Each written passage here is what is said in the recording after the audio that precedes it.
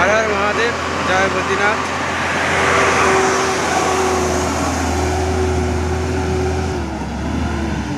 আমি এখন বদ্রীনাথের থেকে 75 কিলোমিটার, 70 থেকে 75 কিলোমিটার মধ্যে আছি।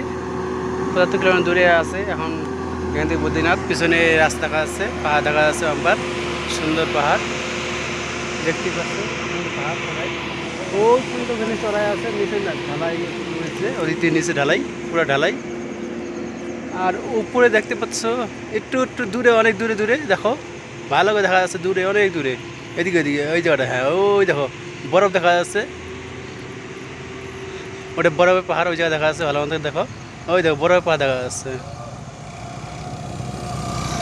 অনেক দূরে, তো তাই বরফের পাহাড় দেখা ঠিক দেখা যায় না, মাঝে মাঝে এমনি দেখা যাচ্ছে।